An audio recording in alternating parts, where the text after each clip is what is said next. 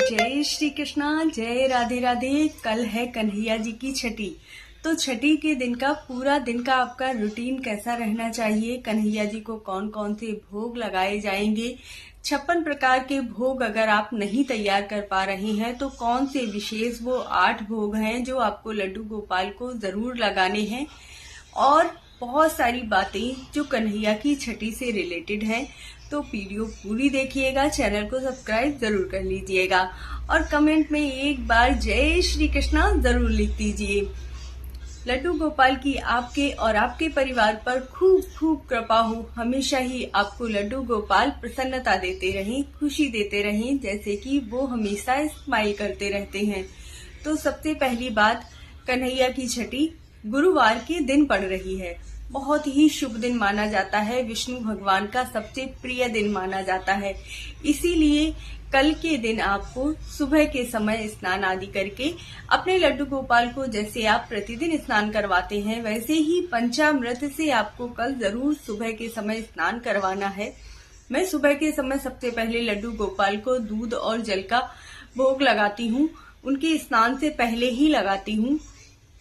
तो सुबह के समय की जैसी मेरी दिनचर्या रहती है सेम वैसी ही दिनचर्या सुबह के समय रहेगी। लड्डू गोपाल को भूखा नहीं रखा जाएगा। तो इसीलिए मैं कह रही हूँ कि आपको लड्डू गोपाल को सुबह जैसे रूटीन रहता है वैसे ही रूटीन से पूजा शुरू करनी है। स्नान आदि करने के बाद आपको तुलसी माता पर जल चढ़ाना है। केले के पेड़ पर कल के दिन जरूर जल चढ़ाइएगा, क्योंकि गुरुवार का दिन विशेष रूप से केले की पूजा करने से बहुत लाभ प्राप्त होता है। दूसरा, आपको उसके बाद लड्डू गोपाल को पंचामृत से स्नान करवाना है और उन्हें नए नए वस्त्र धारण करवाने हैं। उनका खूब सुंदर सा श्रृंगार करना है और उसके बाद 11 साढ़े 11 बजे के समय पर उनके लिए एक विशेष भोग जरूर तैयार कीजिएगा। कुछ भी तैयार कर सकते हैं, हलवा बना लीजिए, पूड़ी बना लीजिए, जो भी आप भोग खिलाना चाहें, क्योंकि लड्डू गोपाल की जो छठी का भोग है वह उन्हें 3 बजे के बाद में ही लगाया जाता है और शाम से पहले लगाया जाता है। तो इतने समय तक हमारे गोपाल भूखे नहीं रहेंगे। तो इसीलिए एक भोग आप 11 साढ़े 11 या 12 से पहले जरूर लगा दीजिएगा। अब दूसरी बात आती है कि छठी में आपको सबसे पहले तो लड्डू गोपाल की देसी घी से खूब अच्छी तरह मालिश जरूर करनी है। उनका चंदन स्नान करवाइएगा और पंचामृत स्नान करवाइएगा। जो भी आपको विशेष प्रिय हो वो स्नान आप करवा सकते हैं। देसी घी से मालिश जरूर कर दीजिएगा। उसके बाद उन्हें नए नए वस्त्र पहनाने हैं और जब उनकी छठी की जाएगी तब 1 किलो या जैसा भी आप ले सकें उतने दूध लेकर एक बड़े से कटोरे में लड्डू गोपाल को उसमें डुबोकर और फिर स्नान करवाया जाता है।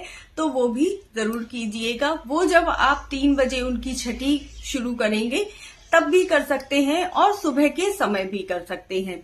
जैसा भी आप कर पाए उस तरीके से कर लीजिएगा। वो जो दूध आप पतीले में लेंगे वो काफी सारा दूध होगा, तो उस दूध को आप खीर बनाने में अपने लिए प्रयोग कर सकते हैं। खीर बना लीजिए या फिर बच्चों को पीने के लिए भी दे सकते हैं। गर्म करके जो दूध लिया जाएगा वो कच्चा ही दूध लिया जाएगा, ध्यान रखिएगा। इसके पश्चात आपको अपने लड्डू गोपाल के लिए छठी के लिए भोग तैयार करना है।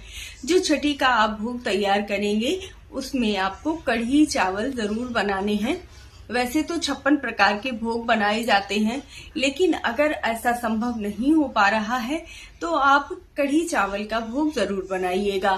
साथ में उनके लिए खीर का भोग बनाया जाता है। चावल की खीर सबसे प्रिय होती है, राधा रानी को भी उसका भोग लगता है, इसीलिए आप चावल की खीर बना लीजिएगा। हलवा या शीरा बनाना भी बहुत शुभ माना जाता है। छोटी छोटी सी चीजें हैं, ज्यादा भोग नहीं बताऊंगी मैं। बहुत ही सरल तरीके से आपको थोड़े ही भोग में किस तरह से आप लड्डू गोपाल को 56 प्रकार का भोग लगा सकते हैं और आपके लड्डू गोपाल इससे प्रसन्न भी बहुत ज्यादा होंगे। तो वही भोग बता रही हूँ मैं सिर्फ। इसके साथ ही आपको खीर का और शीरे का भोग लगाना है और इसके साथ एक सब्जी जरूर बनाइएगा। जिसमें आप तरह तरह की सब्जियां, खूब सारी सब्जियां मिक्स कर लीजिएगा। तो इससे होगा क्या कि आपकी करीबन 8-10 तरह की सब्जियां इसमें मिक्स हो जाएंगी, जो कि लड्डू गोपाल को सबसे ज्यादा प्रिय होती हैं। इसके बाद आपको जो रोटी बनानी है, तो उन्हें बेसन की रोटी बहुत प्रिय होती है। तो आप या तो बेसन का चीला बना लीजिए, नहीं तो आप जो रोटी बनाएंगे उसी में एक रोटी बेसन की बना लीजिए और एक रोटी गेहूं की बना लीजिए। इस तरह से अलग अलग रोटी भी बन जाएगी और आपका एक अलग भोग भी तैयार हो जाएगा। दूसरा, जो लड्डू गोपाल को भोग सबसे ज्यादा प्रिय होता है, वह है मालपुए का भोग। लड्डू गोपाल को जरूर लगाया जाता है, तो मालपुए का भोग जरूर लगाइएगा। और जो छोटे छोटे पुए बनते हैं ना, उनका भी भोग आप लड्डू गोपाल को लगा सकते हैं। लड्डू गोपाल के भोग के लिए दाल बनाइएगा तो मिक्स दाल बना लीजिएगा, जिसमें आप 6 से 7 तरह की दालें मिक्स कर सकते हैं। और ध्यान रखिएगा, उसमें मसूर की दाल मत डालिएगा। मसूर की दाल का सेवन लड्डू गोपाल को नहीं कराया जाता है। मुझे भी ये बात पहले नहीं पता थी, लेकिन जब से मुझे पता चली है तब से मैं मसूर की दाल का यूज नहीं करती हूँ। जैसे कि गाजर का यूज कहा जाता है ना कि लड्डू गोपाल को गाजर का भोग नहीं लगाया जाता है। मैं तो पहले गाजर का हलवा बना के उन्हें खिलाया करती थी, लेकिन जब से कुछ बातें हैं जो अब इंटरनेट के माध्यम से हमें पता चलने लगी हैं, वीडियोस देखकर पता चलने लगी हैं, तो उन चीजों से थोड़ा सा बचाव करने की जरूरत होती है बस। और इसके बाद आपको जो लड्डू गोपाल के लिए सबसे प्रिय भोग तैयार करना है, वह है माखन और मिश्री का भोग। तो माखन आप घर पे थोड़ा सा ही निकाल लीजिएगा और उसमें मिश्री मिला दीजिएगा। तो ये एक भोग भी लड्डू गोपाल को बहुत प्रिय होता है। पान और सुपारी, या तो आप पान लगा हुआ जो मीठा पान आता है ना, वो जरूर लेकर आ जाइएगा। तो मीठा पान हमारे लड्डू गोपाल को बहुत प्रिय है। और साथ में अलग से आप ड्राई फ्रूट्स जितने भी तरह की ला सके, वो ड्राई फ्रूट्स का भोग आप लड्डू गोपाल को लगा सकते हैं।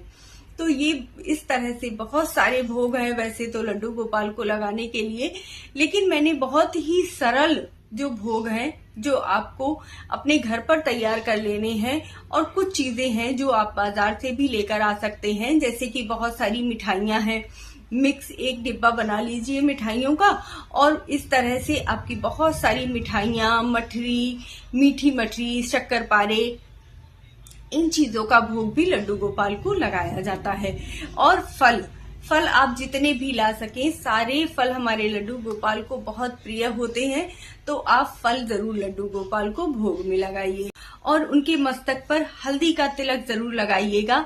ओम कृष्णाय वासुदेवाय हरे परमात्मने प्रणतः क्लेशनाशाय गोविंदाय नमो नमः। इस मंत्र को बोलते हुए लड्डू गोपाल के मस्तक पर तिलक लगाइएगा और अपने मस्तक पर भी तिलक लगाइएगा। आपकी सारी परेशानियां और सारे क्लेश इस एक छोटे से उपाय से दूर हो जाते हैं।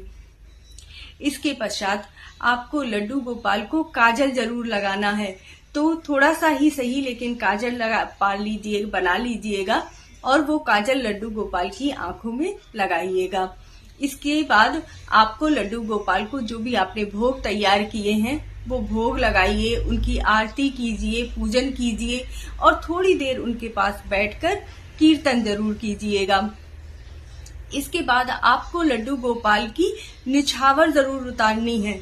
जो भी आप पैसे समझ पाए, न्योछावर उतार के, और फिर आप चाहें तो दान कर सकते हैं, किसी किन्नर को दे सकते हैं। इस दिन किन्नर को दान करना, ये जो पैसे होते हैं वो किन्नर को दान करना बहुत ही शुभ माना जाता है। हो सके तो इस दिन अपने लड्डू गोपाल के दर्शन किसी को भी मत करवाइएगा। कहते हैं कि हमारे लड्डू गोपाल को इससे नजर लग जाती है, इसीलिए इस दिन लड्डू गोपाल के दर्शन किसी को भी नहीं करवाए जाते हैं। तो इस तरीके से आपको लड्डू गोपाल की पूजा अर्चना करनी है, उनकी सेवा करनी है, उनकी छठी मनानी है। बहुत ही सरल तरीके से मैंने आपको लड्डू गोपाल की छठी के पूरे दिन की विधि बताई है। अगर कुछ छूट गया हो तो मुझे कमेंट करके जरूर बता दीजिएगा। और शाम के समय भी आपको लड्डू गोपाल की आरती उतारनी है, तुलसी माता की आरती उतारिएगा। और हाँ, ध्यान रखिएगा, लड्डू गोपाल के भोग में तुलसी पत्र रखना बिल्कुल मत भूलिएगा, तुलसी पत्र जरूर रखिएगा। खूब हंसी खुशी के साथ लड्डू गोपाल की छठी बनाइए, उनसे आशीर्वाद प्राप्त कीजिए। आपके लड्डू गोपाल आपको हमेशा खुश और प्रसन्न रखेंगे। जय श्री कृष्णा, जय राधे राधे।